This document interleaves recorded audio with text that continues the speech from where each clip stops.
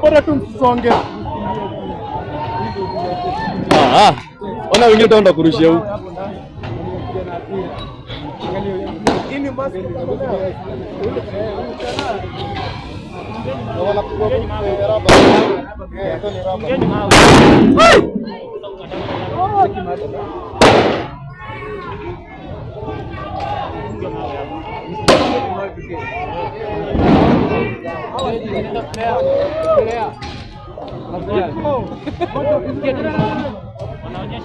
Ati nendaje Felea?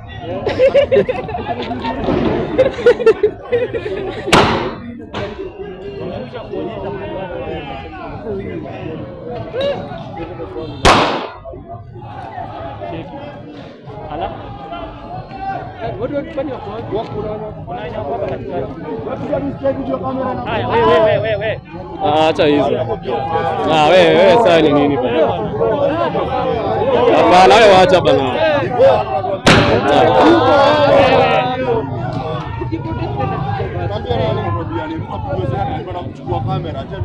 Tuende waandamana wao.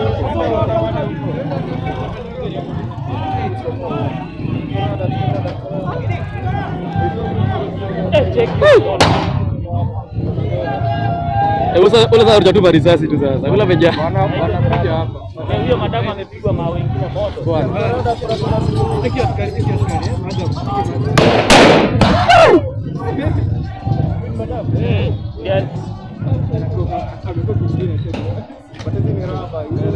Lakini ikikupata mkuu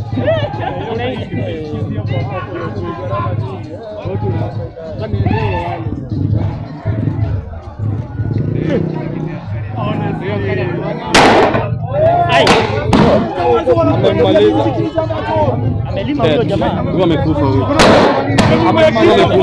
Ai, msirekoto wewe, wacha. Wewe wacha wewe.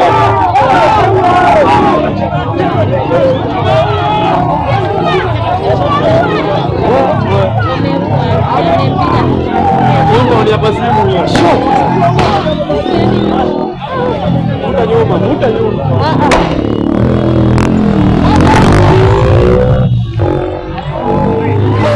Bana, kulingana na leo kile ambacho kimefanyika hapa Nairobi CBT, unapoangalia mahali ambapo tuko ni Biashara Street ndani ya Nairobi. Vile vitu ambavyo zinaendelea kwa leo ni kitu ambacho haipendezi hata kidogo. Vitu ambavyo vinaendelea kulingana leo hazifurahishi hata kidogo. Maandamano kama kawaida ilikuwa imepangwa pale kwenye mtandao wa X hapo awali ilikuwa tunaita Twitter. Imekuwa kitrendi siku ambazo zimepita hapo awali, na leo mambo imechipuka, mambo imekuwa moto tena sana. Kulingana watu wameshuhudia, kuna picha ambayo inatembea pale kwenye mtandaoni. Kuna mmoja wetu ambaye ameweza kuaga dunia, amepigwa risasi pale, ambapo picha inaonyesha vizuri huyu jamaa alikuwa kwenye biashara zake, alikuwa anauza hizi barakoa, kwa kimombo tunaita mask. Picha zinaonyesha vizuri sana jamaa yuko chini, mask kwenye mkononi wake, ambapo wewe mwenyewe ukitazama huwezi kufurahia hata kidogo. Hivi tunapozungumza unaweza kusikia mamilio ya risasi, mamilio ya tear gas. Yaani tunasema maandamano bado inaendelea kuchipuka, maendeleo bado kuchemka tena kwa moto. Hivi Gen Z ukiweza kuuliza ama mayouth wa Kenya wanaweza kuzungumzia, wanasema kuwa wanahitaji kijana ambaye DIG Lagat aweze kukamatwa. Stepping aside is not enough. Wanasema kuwa aweze kushikwa ili waweze kutulia, na bado kuzidisha walikuwa wanasema kuwa finance bill pia wanaweza kuongezea pia hapo juu. Kabla hujaendelea sana, unaona kuwa kuna muuzaji wa mask unaweza kuelezea kuwa alikuwa pale kwenye street. Unaweza kushuhudia kisa hiki kifanyika, labda upatie taarifa zaidi kuhusiana na kisa hiki, yule muuzaji wa mask ambaye ameweza kupigwa risasi na afisa wa polisi. Labda tuelezee zaidi ya hiyo habari. Hata kabla huyu jamaa aweze kupigwa risasi, kunayo huyu jamaa tulipatana 1 hour ago kutoka pale pilika zetu za kazi hapa na kule. Kidogo tukamwona pale tear gas zikarushwa, jamaa ndo huyo pale akapata kwenye kona pamoja na maafisa. Unapoangalia hiyo video vizuri, jamaa alikuwa amejipatia, kwa kimombo tunasema amejipatia cover. Ndio hiyo risasi kampata hapo ubongo chini, na hiyo jamaa akapoteza uhai. Hivi tunavyozungumza, jamaa mwili mapolisi waweza kumchukua akapeleka pale makafani ya City Mortuary, ambapo tutazidi kufuatilia sisi kama raia, sisi kama wananchi, tuweze kujua hivi hatua itakuwa inaanzia wapi na tutamalizia wapi. Haki lazima ipatikane, na huyu ni mtu wa pili sasa tutakuwa tunapigania sasa, isipokuwa Albert Ojwang. Kulingana leo mtamano ulikuwa tunapigania Albert Ojwang.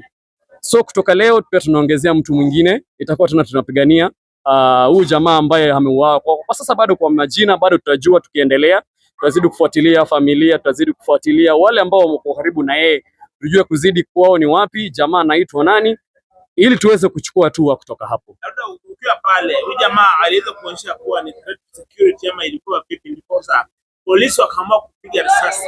Alikuwa anaonekana kama mtu ambaye ni hatari kwa usalama wa polisi ama ilikuwa vipi? Hapo tu jinsi nilivyonisema hapo awali, jamaa tulipatana naye few minutes ago na alikuwa pale pilika zake za biashara za kuuza barakoa. Hapo unapoangalia hiyo video, hiyo kanda ambayo inatembea kwenye mtandao, jamaa alikuwa na mask kwa mkono, hakuwa na mawe.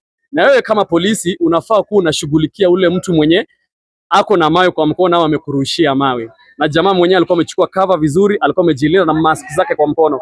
Ingekuwa polisi angemchukulia tu kama angekuwa na mawe kwa mkono ama ile silaha hatari kabisa.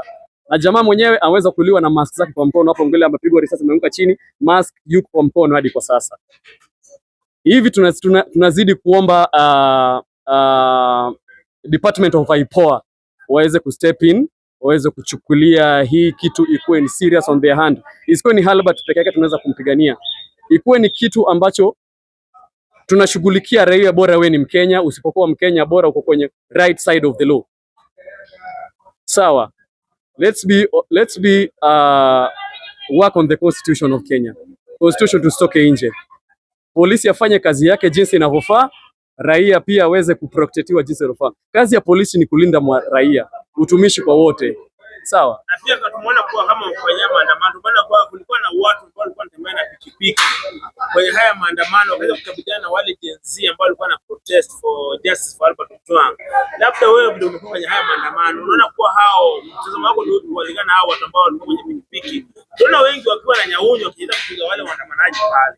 Labda mtazamo wako ndio kutokana na hafla hii ya leo kwa haya maandamano. Hivi maandamano ilipoanza asubuhi na mapema, kulikuwa na two groups.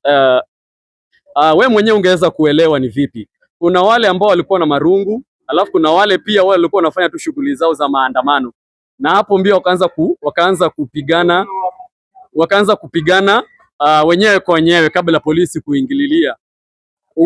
Tukaweza kuulizia, wakaanza kusema kuwa walikuwa wanafanya kitu inaitwa protection. Walikuwa na protect biashara za watu wa CBD. Wanatonga community service, kutoka hapo ndio hapo polisi pia wakaweza kuingililia. Na unapoangalia kanda kama hizo, walikuwa na protect do we call them the youths, walikuwa na protect the youths, wale walikuwa na marungu, walikuwa wanapewa mpaka escort. Hapo maandamano inapoendelea ndio wizi tena ukaanza kuanza. Sasa polisi ikabidi wachukue upande wao, waweze kuunganisha hawa pamoja. Hapo mtazamaji ananielewa.